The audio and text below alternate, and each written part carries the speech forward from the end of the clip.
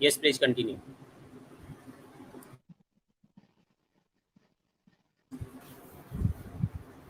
Please continue. Hi, good afternoon to everyone. Welcome to another our afternoon session by Ananta Hemworks. We have today Dr. Kapil Saini with us. Dr. Kapil Saini is one of Rajasthan's most famous Ayurvedic practitioner and herbal medicine expert, especially in the field of cannabis. He is a certified Ayurvedic pain consultant from Global Agnikarma, certified Marma consultant from Trimmer and Toners, certified in functional manipulation from Movement Solution, Chile in South America. He has treated serious chronic patients from all over India, those suffering from osteoarthritis, rheumatoid arthritis, psoriasis, etc. He is popular among his patients due to his amazing counseling skills. He also creates awareness through various programs and social media platforms, especially his YouTube channel, which is named Shri Ashwin Ayurveda by Dr. Kapil Saini, and is a trusted source of authentic information related to Ayurveda. Good afternoon, Dr. Saab, and welcome to our platform. First, I would like to thank you for taking out the time and giving us your valuable time so that we can have a discussion on the certain topics relating cannabis and medicines and Ayurveda. I would also like to thank Indian Vedyas to give us this platform where we can actually connect with doctors like yourself and spread this information. So, Doctor, as you know, that cannabis is one of the main fortes, and Ayurveda is the only area in which medical cannabis is certainly allowed right now in India, and you've been using medical cannabis for a very long time.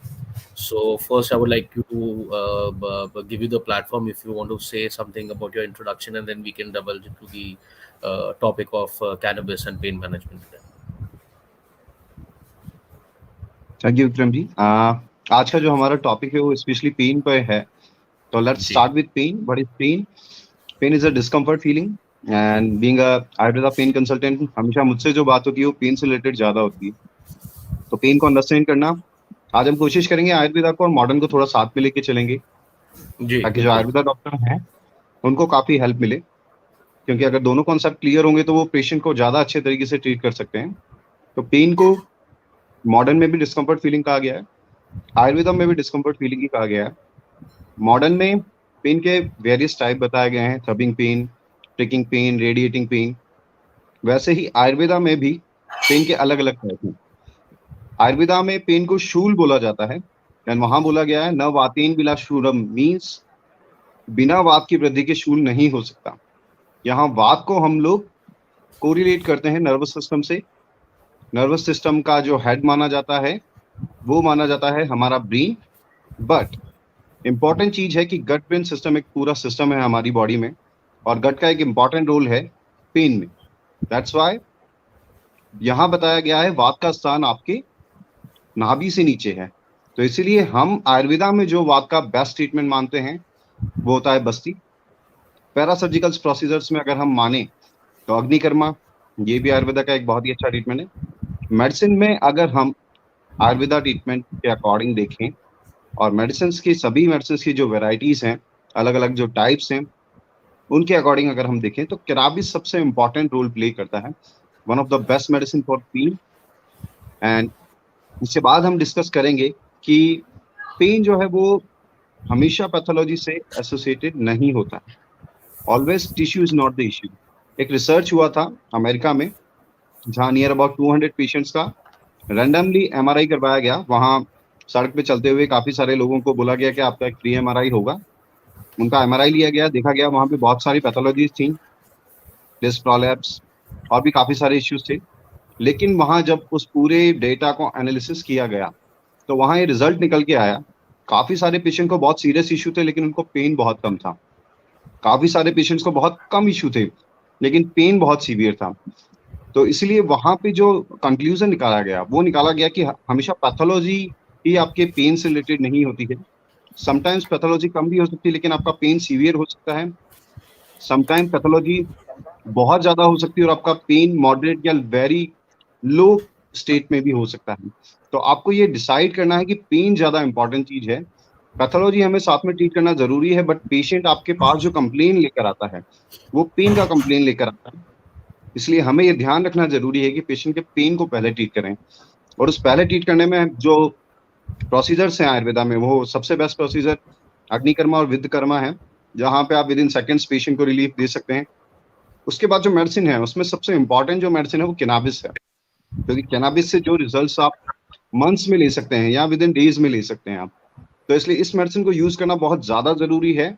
आज अगर हम चाहते हैं कि हम आयुर्वेदा को top most priority पे ले जाए लोगों की, तो वहां हमें उनकी कुछ इमरजेंसीज डील करनी पड़ेगी, और उसमें से पेन भी एक इमरजेंसी है। वहाँ अगर हम कैनाबिस का यूज करते हैं तो पेशेंट को बहुत जल्दी रिलीफ मिलेगा, उसका ट्रस्ट आयुर्वेदा पे भी बढ़ेगा, उसका ट्रस्ट कैनाबिस पे भी बढ़ेगा, और ऑल ओवर हमारा जो हेल्थ के लिए एक्सपेंडिचर है, क्योंकि पेन को ट्रीट करने के लिए सबसे पहले हमें उसे क्रॉनिसिटी भी समझनी पड़ेगी। पेन 3 टाइप का होता है, acute pain less than 6 month, 6 month to 12 subacute, and more than 12 months chronic.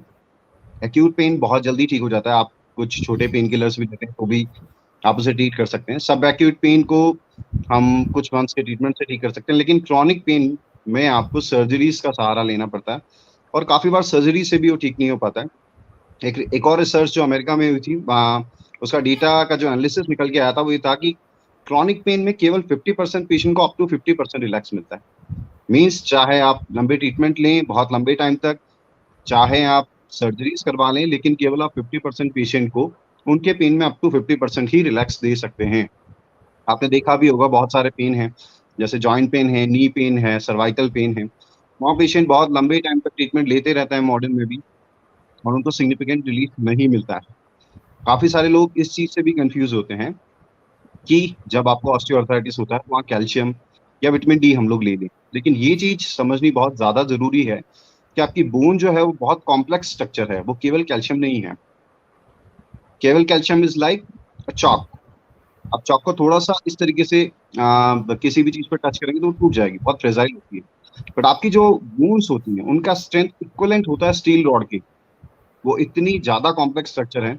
वहाँ केवल कैल्शियम नहीं है, तो केवल कैल्शियम लेने से या विटामिन डी लेने से आपको सारी चीजें नहीं मिलने वाली हैं जो आपकी बोन को नरिश करेंगी।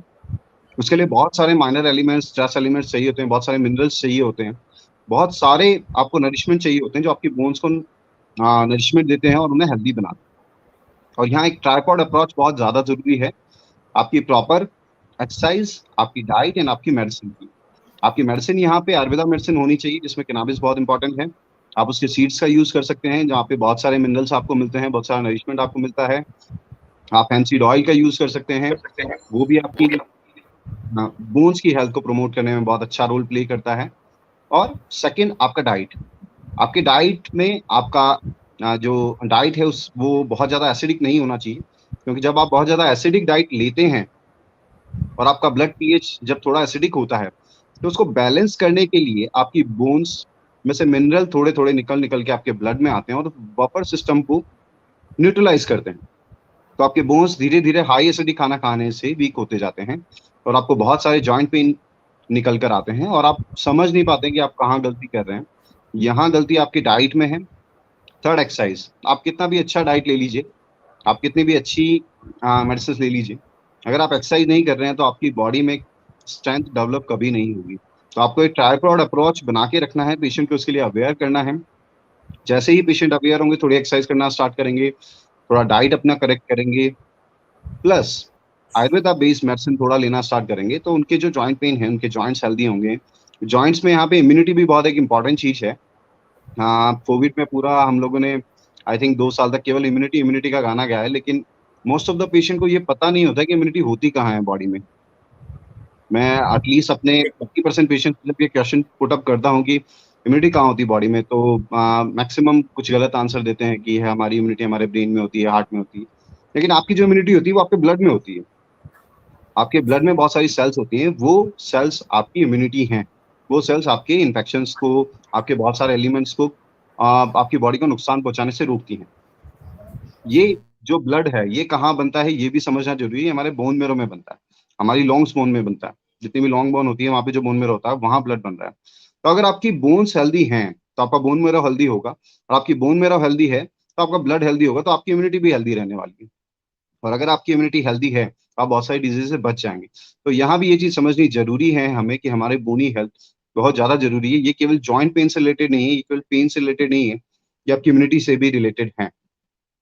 नेक्स्ट, जब हम बात कर रहे थे क्रॉनिक पेन की, कि क्रॉनिक पेन में बहुत सारे ट्रीटमेंट्स अवेलेबल हैं, तो कैनाबिस को अब हमें ये समझना है कि कैनाबिस का जो सिस्टम है, किस तरीके से हम पेशेंट को ये मेडिसिन दे सकते हैं। तो कैनाबिस को समझने के लिए आयुर्वेदा के पॉइंट ऑफ व्यू से आपने समझ लिया कि इसमें ये प्रॉपर्टीज होती हैं, लेकिन मॉडर्न के पॉइंट ऑफ व्यू से आपको समझना बहुत ज्यादा जरूरी है कि मॉडर्न में हमें एंडोकेनाबिनॉइड सिस्टम को समझना जरूरी है। ये एक सिस्टम है, जिस तरीके से कैनाबिस में जो केमिकल्स होते हैं उनको हम कैनाबिनॉइड्स बोलते हैं, वैसा ही एक सिस्टम आपकी बॉडी में है, वो कैनाबिस के सिमिलर केमिकल्स बना रहा है जिन्हें हम एंडोकेनाबिनॉइड्स बोलते हैं। वो सेम केमिकल जो आपके कैनाबिस में मिल रहे हैं आपकी बॉडी भी बना रही है। फॉर एन एग्जांपल, माँ के दूध में कैनाबिस में जो एक केमिकल मिलता है THC, वो मिलता है, उसे पीकर बच्चा सो जाता है।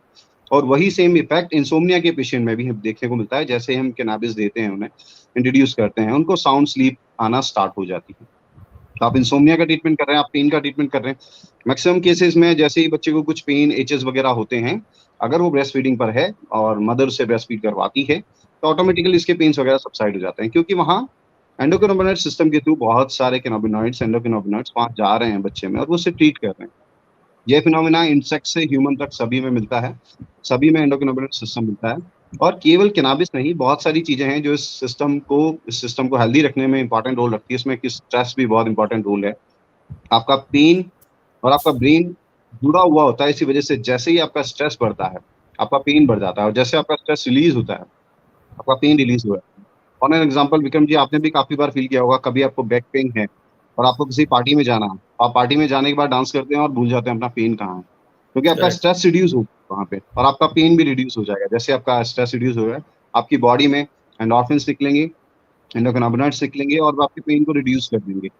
और अगर आपको स्ट्रेस हो गया है तो आपका बैक पेन ज्यादा लगेगा, आपको इतना ज्यादा लगेगा कि वो आपके स्लीप को डिस्टर्ब कर देगा। तो ये सभी इंटरकनेक्टेड हैं, एक दूसरे से जुड़े हुए हैं।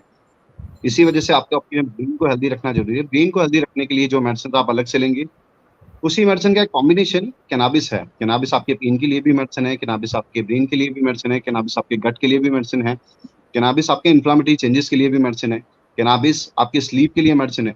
तो बहुत सारी मेडिसिन ना यूज करके अब अगर अगर आप एक सिंगल मेडिसिन इंट्रोड्यूस कर रहे हैं वहाँ पे, तो वो भी आपको इतने सारे हेल्थ बेनिफिट्स देगी।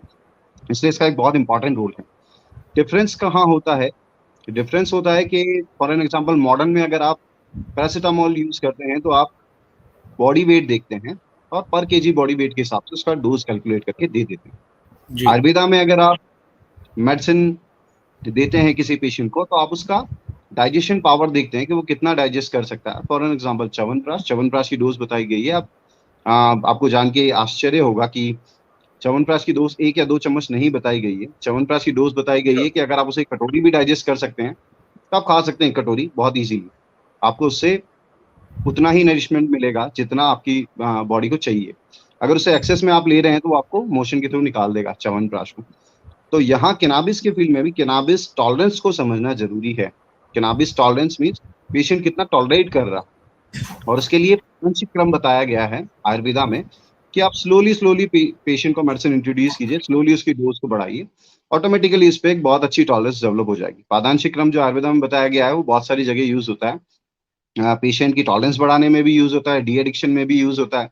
स्लोली किसी भी चीज को स्टेप बाय स्टेप बढ़ाना और स्लोली धीरे धीरे उसे बंद करना। जैसे हम कैनाबिस के जब मेडिसिन को हम लोग स्टॉप कर रहे होते हैं तो भी हम सडनली स्टॉप नहीं करते हैं, धीरे धीरे उसकी डोज कम करके स्टॉप करते हैं।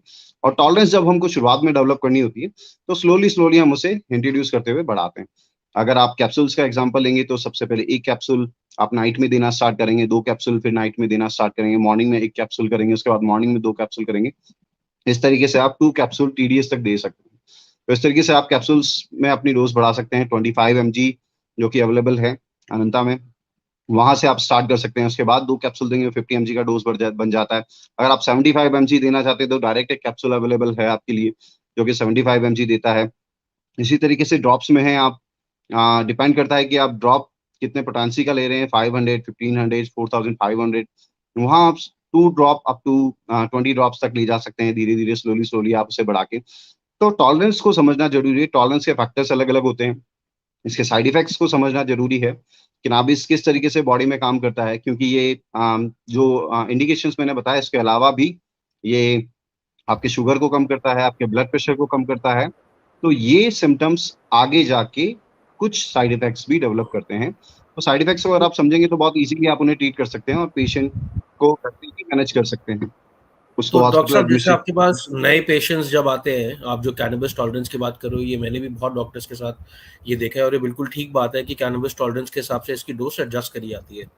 बट एक नए पेशेंट के अंदर किसी की कैनबिस टॉलरेंस को जज करना कैसे रहता है, या फिर आप लोएस्ट डोज से शुरू करते हो और फिर उसके बाद आप उसको देखते हो कि वो कितना इफेक्ट दे के आ रही है? मतलब हाउ डू यू जज अ पेशेंट जिसने कभी कैनबिस बिल्कुल ना ली हो और आपके आयुर्वेदा पास में पहली बार आया? एक्चुअली बिल्कुल आयुर्वेदा में एक्चुअली बताया गया है, आ, सत्व एक टर्म यूज होता है जहाँ पे पेशेंट को देखा जाता है।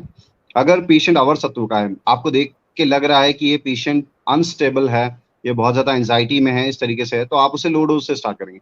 पेशेंट बिल्कुल कूल है, बिल्कुल रिलैक्स है, तो आप उसे मॉडरेट डोज से स्टार्ट कर सकते हैं। हाई डोज से कभी भी स्टार्ट नहीं करना, क्योंकि हाई डोज से सभी पेशेंट में कुछ ना कुछ सिम्टम्स क्रिएट होंगे। करेक्ट। क्योंकि कैनाबिस जो है, कैनाबिस एक्चुअली आपके जीन से जुड़ा हुआ है। कुछ स्टेट आप देखेंगे वहां पे कैनाबिस बहुत कॉमनली यूज होता है, कुछ जी। स्टेट्स में ये बैन है, कॉमनली यूज नहीं होता है।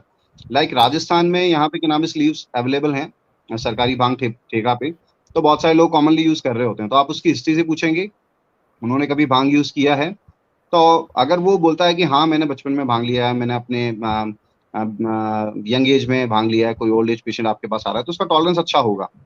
सेम जेनेटिक स्ट्रक्चर के थ्रू अगर उसने अच्छे खासे अमाउंट में कैनाबिस लिया हुआ है, तो उसके बच्चों में भी वो थोड़ा टॉलरेंस जीन्स के थ्रू डेवलप हो जाता है, तो आप वहां पे भी मॉडरेट डोज दे सकते हैं।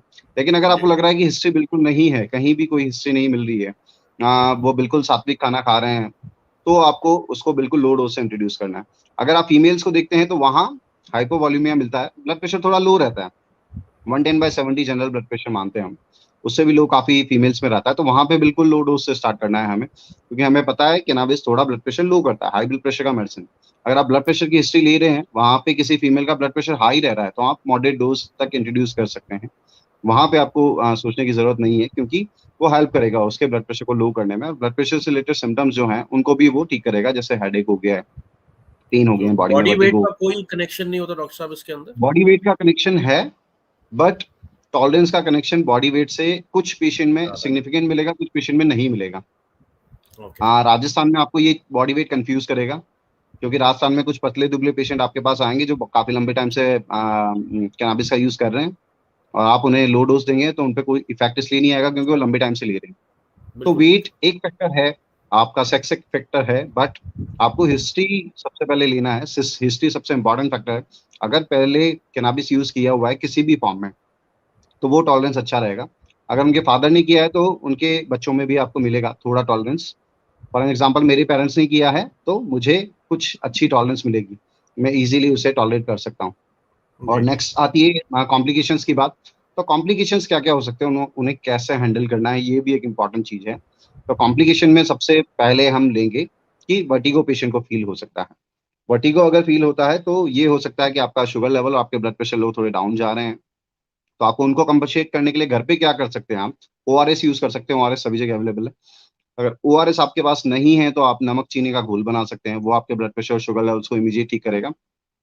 इसके अलावा आप एक कॉफी ले सकते हैं, उसमें एक्स्ट्रा शुगर ऐड कर लीजिए, आपके ब्लड प्रेशर और शुगर लेवल्स को मेंटेन कर लेगा। अगर आपको लग रहा है उससे ज्यादा प्रॉब्लम हो रही है तो आप अपने नियर बाय किसी डॉक्टर को चेक करवा सकते हैं। बहुत कम कंडीशन में ऐसा देखने को मिला है, बहुत ही रेयर है कि आपको आईवी फ्लूइड की जरूरत पड़ती है। अदरवाइज 99.99% केस घर पे मैनेज हो जाते हैं, अगर आप प्रॉपर तरीके से धीरे धीरे उनमें डोज बढ़ा रहे हैं तो। अगर आपने एकदम से हाई डोज दे दिए तो वहां हो सकता है कि आपको आईवी फ्लूइड एडमिनिस्ट्रेट करवाने पड़े। लेकिन अगर आप प्रॉपरली स्टेप बाय स्टेप चल रहे हैं तो ऐसा देखने को नहीं मिलेगा। इसके अलावा स्लीपीनेस, ड्राउजीनेस, ये चीजें हो सकती हैं। पेशेंट को 6 आवर्स से 24 आवर्स तक भी स्लीप हो सकता है, बिल्कुल 24 आवर तक भी पेशेंट्स हो सकता है। हो सकता है आपने एक ही डोज एडमिनिस्ट्रेट किया, वो 6 घंटे 7 घंटे दिन में भी सो रहा है, वो 8 घंटे सो रहा है, वो 10 घंटे 12 घंटे 16 घंटे और 24 घंटे तक भी सो सकता है। एक पेशेंट था जिसको मैंने फर्स्ट डोज इंट्रोड्यूस किया, वो 24 आवर्स तक सोता रहा। आ, लेकिन मैंने पहले एक्सप्लेन कर दिया था, उसके पेरेंट्स को भी कर दिया था और पेशेंट को भी कर दिया था, तो वो बिल्कुल रिलैक्स थे। नेक्स्ट विजिट पे जब वो आए तब उन्होंने मुझे बताया कि पेशेंट 24 आवर्स तक सो रहा था। तो उसके बाद मैंने पूछा कि इसके अलावा और कोई प्रॉब्लम, कि नहीं, उसके अलावा कोई प्रॉब्लम देखने को नहीं मिली थी, केवल वो 24 घंटे तक सोया था। उसके बाद नेक्स्ट मैंने डोज को थोड़ा कम किया और उसके बाद दोबारा इंट्रोड्यूस किया, तो वो सारे सिम्टम्स के विड्रॉल हो गए, तो ड्राउजीनेस, यही सब स्लीपीनेस। फैक्टर्स हैं जिनको एक बार जब आप डोज शुरू करते हैं उसके बाद उसकी रीअसेसमेंट करके फिर डोज को उसके करेक्ट लेवल के ऊपर लाया जा सकता है। बिल्कुल। और कुछ एक फैक्टर्स चीज हैं मेडिसिन, जी उसके कुछ एलोपैथी मेडिसिन, क्योंकि सभी पेशेंट्स को आजकल बहुत कॉमन हो गए हैं, तो अगर वो पहले से किसी ऐसी मेडिसिन पे है जहां उसका ब्लड प्रेशर थोड़ा लो जा रहा है या उसकी स्लीप बढ़ रही है, इन्हीं सिम्टम्स से रिलेटेड कोई मेडिसिन चल रहे हैं, तो उसको साइड इफेक्ट्स थोड़े बढ़ सकते हैं। तो वहां भी हमें लो डोज इंट्रोड्यूस करना है, देखना है, सारी हिस्ट्री लेनी है। हम प्रॉपर हिस्ट्री लेंगे तो वहां पे डोज को थोड़ा कम करके, और स्टार्टिंग में हमेशा हमें लो डोज इंट्रोड्यूस करना है। रिजल्ट्स बहुत जल्दी लेने के लिए बहुत हाई डोज पे नहीं जाना है, क्योंकि पेशेंट टॉलरेंस अगर एक बार डेवलप कर लेगा तो रिजल्ट्स आप बहुत जल्दी ले सकते हैं। लेकिन अगर उसने टॉलरेंस डेवलप नहीं की है तो आप रिजल्ट से पहले कॉम्प्लिकेशन ले लेंगे। तो ये चीज समझना बहुत ज्यादा जरूरी है कि हमें कॉम्प्लिकेशंस को कैसे डील करना है। और कॉम्प्लिकेशन में केवल 2 स्टेप अप्रोच है। फर्स्ट, आप घर पे मैनेज कर सकते हैं। सेकंड, आपको जरूरत पड़ सकती है किसी नियर बाय नर्सिंग होम में जाने की, अगर आपको सीवियर साइड इफेक्ट आ रहे हैं तो। ठीक है। एक चीज डॉक्टर साहब, ये जब हम पेन की बात करते हैं, pain is one of the most common factors and I think maximum cases जिसके पास भी किसी भी इंडिकेशन में आते होंगे, pain is actually the problem या उसका बाय प्रोडक्ट हमेशा रहता ही है। तो हमने जो एक मेन दो सब कैटेगरीज सुनी है, जैसे कि न्यूरोपैथिक पेन हो गया और एक आपका आर्थराइटिक पेन हो गया, मतलब मसल एंड जॉइंट का पेन हो गया, और एक आपका न्यूरोपैथिक पेन हो गया। तो क्या कैनबिस इन दोनों इंडिकेशंस के अंदर उतना ही इक्वली इफेक्ट आपको नजर आया है इस मेडिसिन का, या आप एक कंडीशन में बेटर है दूसरी कंडीशन से? बिल्कुल, दोनों ही पेन में इसका इंपॉर्टेंट रोल है, क्योंकि मैंने आपको पहले एक्सप्लेन किया हुआ है कि ये आपके ब्रेन पे काम करता है और ब्रेन नर्वस सिस्टम के थ्रू पूरी बॉडी में अपना काम करता है। तो नर्व्स जो हैं वो बहुत जल्दी इससे डिटॉक्सिफाई होती हैं। पेन सिग्नल जो ले जाने का जो इंडिकेशन है वो वहाँ पे थोड़ा स्लो होता है, उससे पेशेंट को बहुत जल्दी न्यूरोपैथिक पेन में भी रिलीफ मिलता है। और आर्थराइटिस पेन जो है वहाँ इन्फ्लामेटरी कंडीशंस ज़्यादा होती हैं। और आप जानते हैं कि कैनाबिस एक पोटेंट एंटी इन्फ्लामेटरी मेडिसिन भी है। तो जी इन्फ्लामेशन से रिलेटेड जो डिजीज हैं वहाँ भी ये बहुत अच्छा काम करती है। और एक बहुत अच्छी कैटेगरी है auto immune disease. Auto immune disease जहाँ आपकी इम्यूनिटी आपकी बॉडी के अगेंस्ट काम करना स्टार्ट कर देती है, जैसे रूमेटॉइड आर्थराइटिस, जैसे आईबीएस, इस तरह की डिजीजेस में कैनाबिस का बहुत इंपॉर्टेंट रोल है। और यहाँ बहुत ज्यादा इंपॉर्टेंट रोल इसलिए बढ़ जाता है क्योंकि मॉडर्न में इसके बहुत अच्छे ट्रीटमेंट अवेलेबल नहीं है। वहाँ भी डॉक्टर्स अब इसे आयुर्वेदा पेशेंट को आयुर्वेदा ट्रीटमेंट लेने के लिए सजेस्ट करते हैं। और आयुर्वेदा में इसके बहुत अच्छे रिजल्ट आपको देखने को मिलते हैं, स्पेशली अगर आप कैनाबिस इंट्रोड्यूस करते हैं अपने ट्रीटमेंट पूरे प्रोटोकॉल के साथ, तो रिजल्ट्स पेशेंट में बहुत ज्यादा एनहेंस हो जाते जी, ये हमारा भी एक्सपीरियंस यही कहता है। हमारे कई डॉक्टर्स हैं जो इसको actually cancer type pain management के अंदर भी, या कीमो इंड्यूस्ड हैं। नोजिया वॉमिटिंग में, या फिर ये ऑटो इम्यून डिजीजेस जो है एएस का, तो हमारा अपनी कंपनी के अंदर ये एग्जांपल है। इन सब कंडीशंस के अंदर काफ़ी पेन मैनेजमेंट के अंदर इसका काफ़ी अच्छा और काफ़ी इफेक्टिव रिजल्ट नजर आया है। दूसरा बिल्कुल, डॉक्टर मैं साहब एक मैंने पॉइंट ऐड करना चाहूंगा यहाँ पे। मैं जी एक पॉइंट ऐड करना चाहूंगा। मैक्सिमम पेशेंट टीएचसी से थोड़ा सा डरते हैं कि ये पेशेंट जी को हाई करता है या बहुत सारे कॉम्प्लिकेशन क्रिएट जी, करता है, तो बट अकेला एक्टिव कैंसर की, कंपाउंड है इसके अंदर, इसीलिए आई बिल्कुल थिंक, कैं- और टीएससी का नाम थोड़ा सा बिल्कुल ये रिक्रिएशनल की वजह से इनके साथ के अंदर जुड़ बिल्कुल जाता है। बिल्कुल, बट कैंसर के केस में आपको टीएचसी बहुत ज्यादा इंपॉर्टेंट है, क्योंकि यस हमारी एक नॉर्मल सेल में एपोप्टोसिस, प्रोग्राम सेल डेथ नाम से एक मैकेनिज्म होता है। आपकी एक सेल बनती है और थोड़े टाइम बाद ऑटोमेटिकली इसकी डेथ हो जाती है, इसे बोलते हैं एपोप्टोसिस, प्रोग्राम सेल डेथ। आपकी हर सेल प्रोग्राम्स के थ्रू डेथ की तरफ बढ़ जाती है, लेकिन कैंसर सेल्स में ये मैकेनिज्म लैक करती है। टीएचपी कैंसर सेल्स में इस मैकेनिज्म को स्विच ऑन करता है और उनको किल करता है इस मैकेनिज्म के थ्रू। तो टीएचसी यहाँ पे बहुत इंपॉर्टेंट है। Chemo induce nausea and vomiting में भी काफी जगह पर हमने देखा है कि बहुत इंपॉर्टेंट रोल है। कीमो से पहले भी हम लोग इसे इंट्रोड्यूस करते हैं, ड्यूरिंग कीमो भी कुछ केसेस में हमें इसे देना पड़ता है, और आफ्टर कीमो तो हम 100% पेशेंट्स में इसे देते ही हैं। जी इवन पेशेंट्स जो काफी परेशान होते हैं बहुत सारे साइड इफेक्ट से, वो कुछ टाइम जैसे ही इसे एडमिनिस्ट्रेट करना स्टार्ट करते हैं हम, विद इन डेज इनमें रिजल्ट आना स्टार्ट हो जाते हैं, उनकी टॉलरेंस कीमो के लिए भी काफी अच्छी बढ़ जाती है। तो जी ये भी बहुत इंपॉर्टेंट रिजल्ट हमने देखा है पेशेंट्स में। Over to you. यस। तो ये तो पेन मैनेजमेंट की बात होगी डॉक्टर साहब। अब अगर आपके पास आपका, मुझे पता है आप हमारी कोई कई मेडिसिन और कैनबिस को काफ़ी टाइम से यूज़ कर रहे हैं, तो अगर हम अपने व्यूअर्स को कुछ केस स्टडीज़ के बारे में बताएं या कुछ पर्टिकुलर ऐसे बिल्कुल। एग्जांपल्स जो दो आपके सामने आ इंटरेस्टिंग रहे हो। केस बिल्कुल, 2 इंटरेस्टिंग केस मैं लेना चाहूँगा। एक पेशेंट फीमेल एज 38 ईयर और उसे सीवियर ऑस्टियोआर्थराइटिस है। 38 का जो एज है ये ऑस्टियोआर्थराइटिस से बहुत दूर होता है। यहाँ पे जनरली डेवलप नहीं होता है। हम मानते हैं कि ये एटलीस्ट 45 के बाद अब डेवलप होता है। पहले 50-55 के बाद डेवलप होता था। अब हम लोग 45 का एज मान लेते हैं। बट उसे इतना सीवियर था कि उसे नी ट्रांसप्लांट के लिए एडवाइस कर दिया गया है 38 की एज में। तो आप सोच सकते हैं कि उसकी सीवियरिटी कितनी रही होगी। और उसका रीज़न जो था, वो रीज़न था कि उसे कोविड की हिस्ट्री रही है। कोविड में जो मेडिसिन्स और ट्रीटमेंट यूज़ हुए, स्टेरॉइड जो यूज़ हुए, इससे उसके जो बोनी हेल्थ है वो बहुत ज़्यादा लो चली गई और उसको एक नी में सीवियर पेन होना स्टार्ट हुआ। जब कोविड का उसका ट्रीटमेंट चल रहा था तब उस नी में थोड़ा पेन स्टार्ट हुआ और उसके बाद धीरे-धीरे वो पेन बढ़ता गया और बढ़ते-बढ़ते इतना सीवियर हो गया कि जब उसका एक्स-रे करवाया गया तो वहाँ पे सीवियर डिजेनरेटिव चेंजेस देखने को मिले। कार्टिलेज पूरा डिजेनरेट हो चुका था और पेन की वजह से पेशेंट का 2 से 4 कदम चलना भी मुश्किल था क्योंकि फीमेल है तो घर में सारे काम जो होते हैं वो सब डिस्टर्ब होना स्टार्ट हो गए। सो के जब पेशेंट उठता था तो कुछ कदम चलना बहुत ज़्यादा मुश्किल था। पेन पूरे दिन भर रह रहा था। किसी चेयर से उठ के जब वो चल रही थी तब बहुत ज़्यादा प्रॉब्लम थी। उसे लिम्पिंग प्रेज़ेंट थी बहुत सीवियर, मतलब पेशेंट लंगड़ा के चल रही थी बहुत ज़्यादा। इसके अलावा रेडिएशन पेन का स्टार्ट हो गया था। नी से थोड़ा नीचे काफ मसल्स होते हुए नीचे पेन जाना स्टार्ट हो गया था। तो ये सारे सिम्पटम्स पेशेंट में मिल रहे थे और वो पेशेंट यहाँ किसी और पेशेंट के रेफरेंस से आई क्योंकि यहाँ पे काफ़ी सारे पेन के पेशेंट हैं। तो उन्होंने बोला कि आप एक बार ट्राई करके देखिए वहाँ पे, हो सकता है आपको रिज़ल्ट मिल जाए। आपको सर्जरी तो करवानी ही है। जब मेरे पास पेशेंट आई तो मैंने उसे काउंसल किया और उसे समझाया कि आपको पर्टिकुलर पेन में जो रिजल्ट्स हैं वो बहुत जल्दी मिल जाएँगे, उससे आपका रूटीन जो है बहुत जल्दी कंफर्टेबल हो जाएगा। बट आपका जो डैमेज हुआ है कार्टिलेज में, आपके ऑस्टियोआर्थराइटिक चेंजेस है, उसमें थोड़ा टाइम लगने वाला है। हमने उसे कैनाबिस इंट्रोड्यूस किया। सबसे पहले आपका 25 एमजी हमने उसे स्टार्ट किया 1 एचएस में, 1 कैप्सूल रात को, उसके बाद धीरे-धीरे 2 कैप्सूल रात को, फिर 2 कैप्सूल सुबह-शाम और उसके बाद आज की डेट में वो केवल 1 कैप्सूल रात को ले रही है। उसका पेन इतना मैनेज हो चुका है कि वो अपने सारे काम बहुत ईज़िली करती है। आप उसका वीडियो भी यूट्यूब चैनल पे जाके देख सकते हैं। उसका वीडियो अवेलेबल है वहाँ पे एंड अभी उसका जो पेन है ऑलमोस्ट 80% सबसाइड हो चुका है। जो अपने सारे हाउसहोल्ड वर्क्स हैं वो बहुत ईज़िली कर लेती है। लिम्पिंग जो है उसकी वो काफ़ी इम्प्रूव हो गई है। एटलीस्ट 75% उसकी लिम्पिंग इम्प्रूव हो गई है। वहाँ पे इन्फ्लेमेशन जो था सीवियर वो काफ़ी रिड्यूस हो गया है। ऑल ओवर अगर अभी आप पेशेंट से पूछेंगे कि अभी पेशेंट सर्जरी के लिए जाना चाहती है या नहीं, तो वो बिल्कुल मना कर रही है क्योंकि उसके सारे पेन रिड्यूस हो चुके हैं।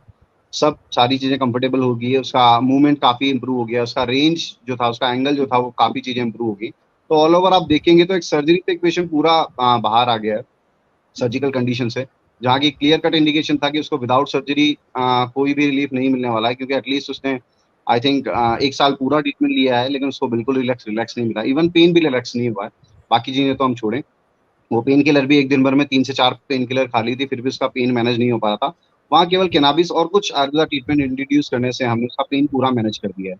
तो बहुत इंपॉर्टेंट रिज़ल्ट आपको यहाँ पे देखने को मिल रहा है कि पेशेंट सर्जिकल कंडीशन से वापस बाहर आ गया है और अब कुछ टाइम जब हम उसे आयुर्वेदा ट्रीटमेंट देंगे जो उसके कार्टिलेज पे धीरे-धीरे काम करना स्टार्ट करेगा, उसके डिजनरेशन को थोड़ा-सा रिवर्स करना स्टार्ट करेगा, तो ओवरऑल जॉइंट की जो हेल्थ है वो काफ़ी इम्प्रूव हो जाएगी और उसके बाद उससे फ्यूचर में भी चांसेस हैं काफ़ी कि अपने नी ट्रांसप्लांट सर्जरी की ज़रूरत नहीं पड़ेगी। That is very good news doctor next साहब। ऐसे ही केसेस होते हैं जिनके बारे में सुन के मतलब लगता है कि हमारे को मेडिसिन काम कर रहा है, और ये हमारा कंपनी का विजन भी यही था। जब हमारे खुद जो मेरे पार्टनर हैं अभिनव के, जब एएस के ऊपर उसने काम करा और उसकी पेन रिलीवर्स को जब उसने ख़त्म करा, तो that is where the interest also started developing.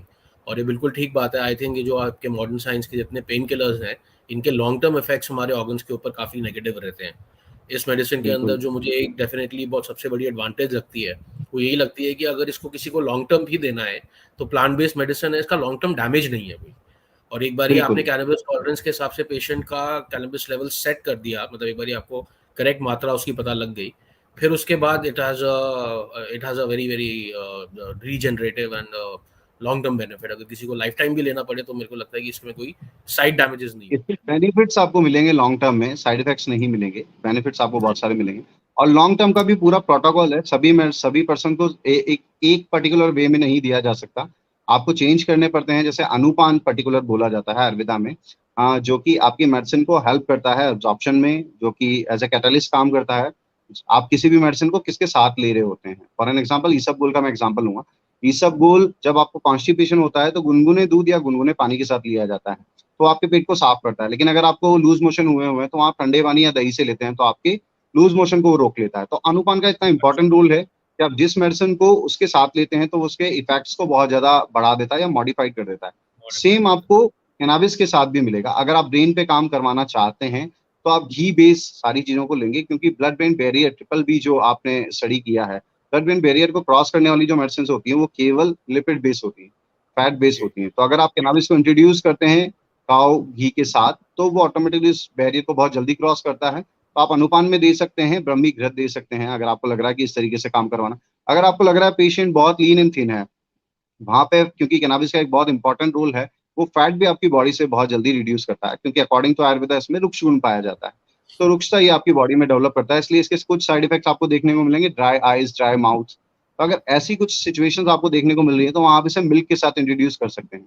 Milk के साथ अगर आप इंट्रोड्यूस करेंगे तो इसका एब्जॉर्प्शन भी बढ़ेगा, प्लस ये जो ड्राइनेस क्रिएट हो रही है वो ड्राइनेस भी ये कम करेगा।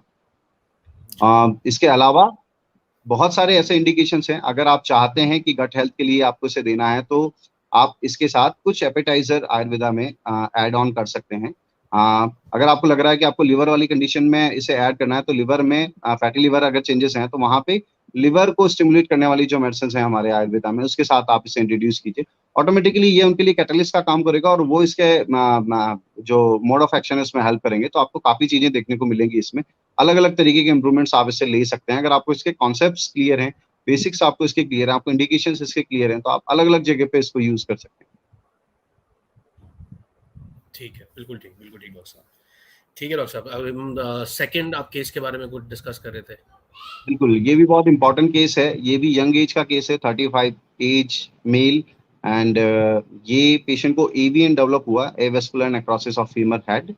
ये पेशेंट को बहुत सीवियर कोविड हुआ था और उसका ट्रीटमेंट बहुत ज़्यादा चला था, इसीलिए इसको एवीएन डेवलप हुआ। शुरुआत में से पेन हुआ माइल्ड, धीरे धीरे उस पेन को थोड़ा टॉलरेट किया इसने। 1 महीने तक टॉलरेट करने के बाद बिल्कुल इसकी टॉलरेंस खत्म हो गई। इसको खड़े होकर अपना बैलेंस बनाना या 1-2 कदम चलना भी बहुत मुश्किल हो गया था।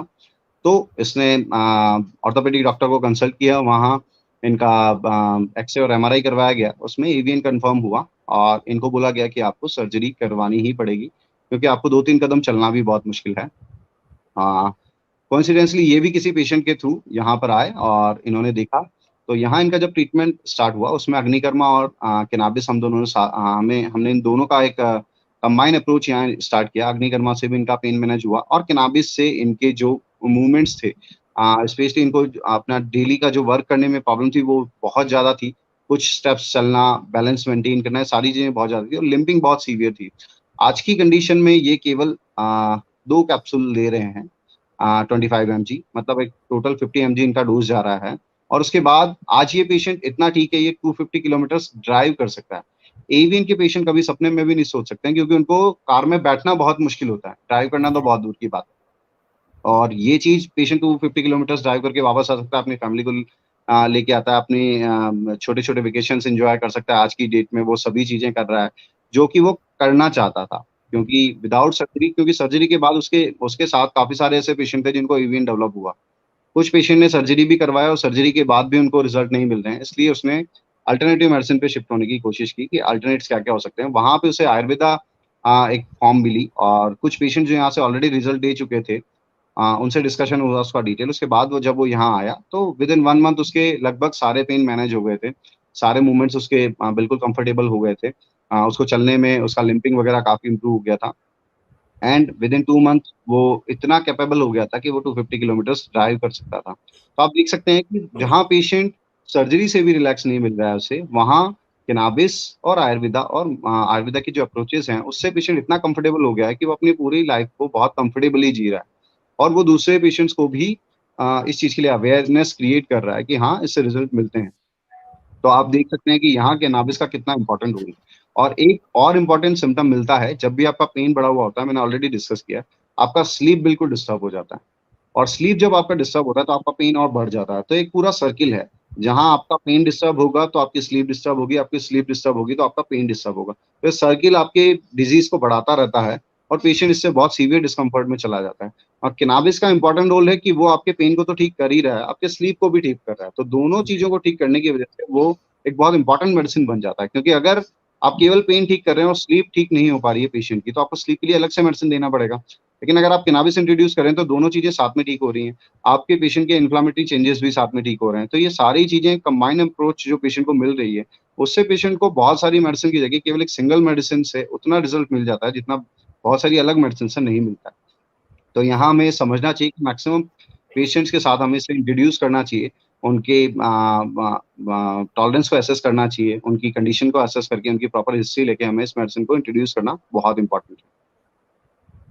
जी, thank you so much doctor साहब, आपने सारी इन्फॉर्मेशन यहाँ पे शेयर करी। एक मेरे को एक चीज़ आपसे और पूछनी थी कि एक कैनबिस के मैक्सिमम कॉन्ट्रा इंडिकेशंस किसके साथ हो सकते हैं, और दूसरा कि जब हम पेन की बात करते हैं तो क्या ये हर केस के अंदर होता है कि हमें इसकी मेडिसिन को कैनबिस टॉलरेंस के हिसाब से एडजस्ट करना है और फिर उसके बाद इसको टेपर ऑफ करना भी ज़रूरी होता है, या कभी कंटिन्यूएशन के अंदर अगर हम लॉन्ग टर्म ट्रीटमेंट किसी पेशेंट को दे रहे हैं तो कोई मतलब इसमें कोई इंडिकेशन है या नहीं है कि हम इसको एक एक टाइम से ज़्यादा इसको नहीं यूज़ करना चाहिए, टेपर ऑफ करना चाहिए, फिर इंट्रोड्यूस करना चाहिए? ऐसा भी मैंने कई डॉक्टर्स के साथ कुछ एक्सपीरियंस सुना है। बिल्कुल। बहुत इंपॉर्टेंट क्वेश्चन आपने यहाँ पे लिया है कि हम इसे लॉन्ग टर्म यूज़ करना चाहिए या नहीं करना चाहिए। देखिए, कोई भी पोटेंट मेडिसिन जो होती है, उसे हमें बहुत लंबे टाइम इसीलिए यूज़ नहीं करना चाहिए क्योंकि अगर आप नेक्स्ट टाइम यूज़ करेंगे तो उसकी डोज़ बढ़ा के हमें देनी पड़ेगी। फॉर एन एग्जांपल, एक पेशेंट 25 एमजी ले रहा है पूरे 1 साल से, तो जब नेक्स्ट अगर उसे कोई प्रॉब्लम होगी या पेन बढ़ेगा उसका, तो हमें 50 एमजी देना होगा। तो इसलिए ज़्यादा बेटर है कि जब तक आप उस डिज़ीज़ में हैं, तब तक आप उस मेडिसिन को लीजिए, उसके बाद धीरे-धीरे आप उसे टेपर करके विथड्रॉल कर लीजिए, ताकि नेक्स्ट टाइम जब आपको लेना पड़े तो 25 एमजी से आपको उतने रिज़ल्ट मिल जाएँगे। अदरवाइज आपको डोज बढ़ा के देना पड़ेगा।